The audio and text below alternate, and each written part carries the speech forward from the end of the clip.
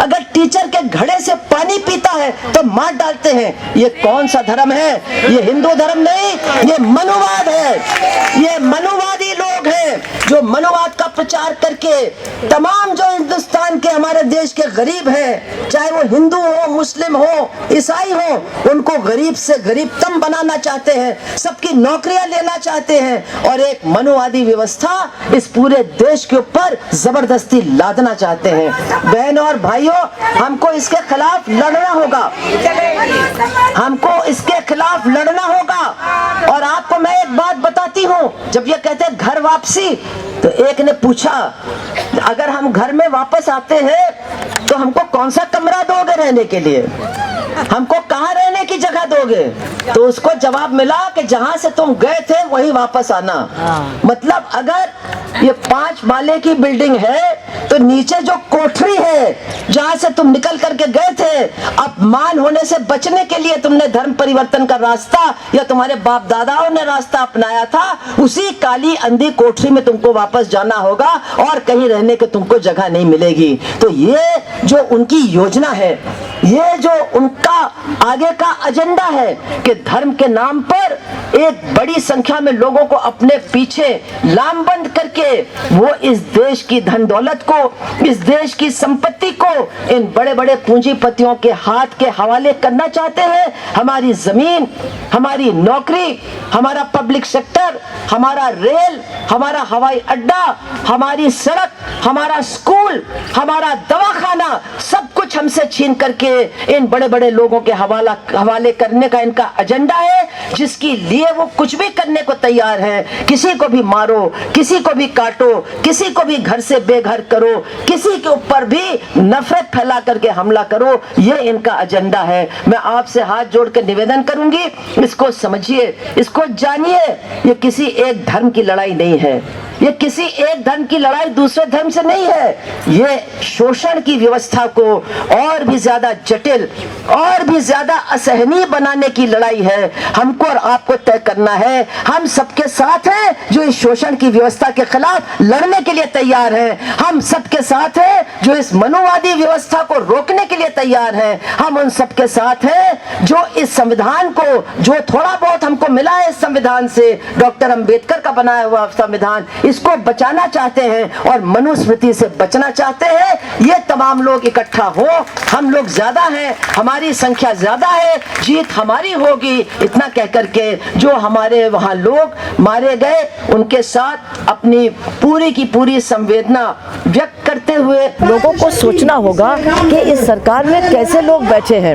हाथरस के केस हमको मालूम है, अभी जो हमारी ये पहलवान बहनें हैं उन्होंने भी बड़े गंभीर आरोप लगाए हैं एक भाजपा के सांसद और उनके खिलाफ। एक भाजपा का मंत्री है हरियाणा में जिसके खिलाफ एफआईआर दर्ज है सेक्सुअल हैरेसमेंट और सेक्सुअल मतलब मिसबिहेवियर वगैरह का एफआईआर दर्ज है, लेकिन आज भी वो मंत्री है।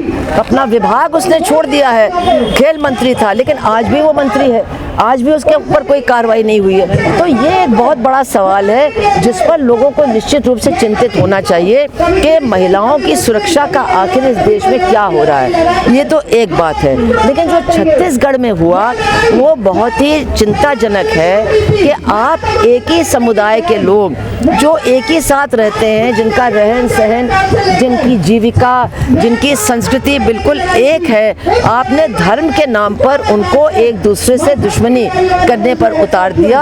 और भाजपा के लोगों ने, हमने फोटोज देखी हैं, वो आगे आगे चल रहे थे और ईसाई आदिवासियों पर हमला करवा रहे थे। उनके गिरजाघर तोड़े गए, उनके घरों को तोड़ा गया, औरतों को, बच्चों को मारा गया, पीटा गया और उनको धमकी दी गई कि आपको फिर से हिंदू बनना पड़ेगा, नहीं तो हम आपको गांव में रहने नहीं देंगे। तो आखिर इस देश में संविधान है कि नहीं?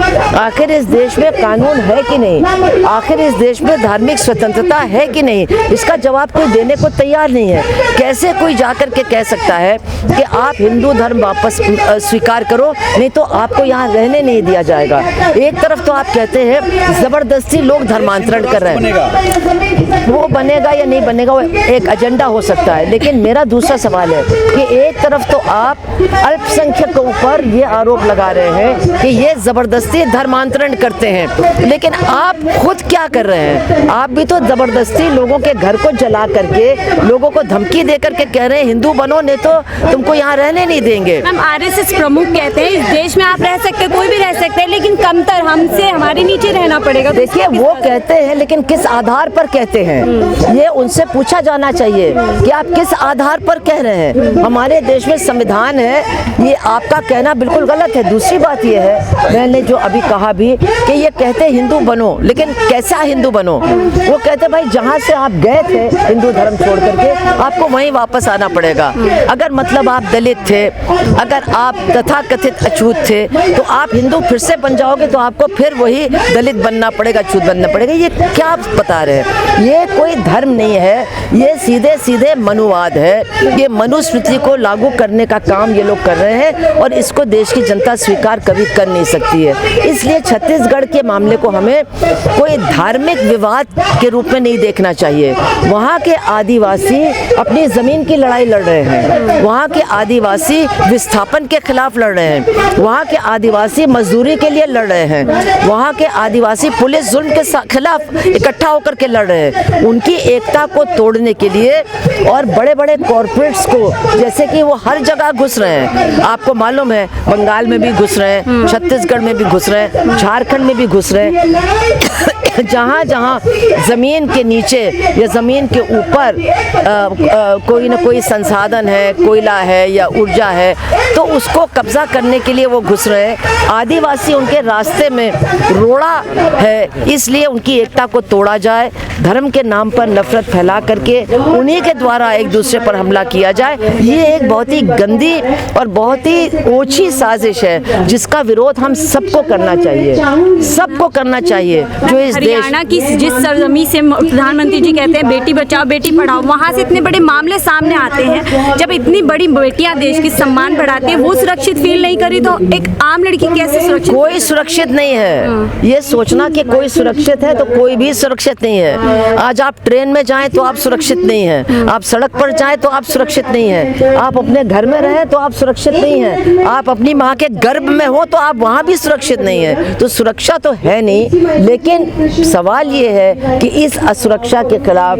इस अन्याय के खिलाफ हम लोगों को एकजुट भी होना पड़ेगा। हमारी आंखों में ये जो धूल झोंकते हैं धर्मांधता की, इसको हमें अपनी आंखों को मल करके निकालना होगा, सच्चाई देखनी होगी और इस सरकार के एजेंडे को समझ करके एक होकर के इनके खिलाफ लड़ना होगा।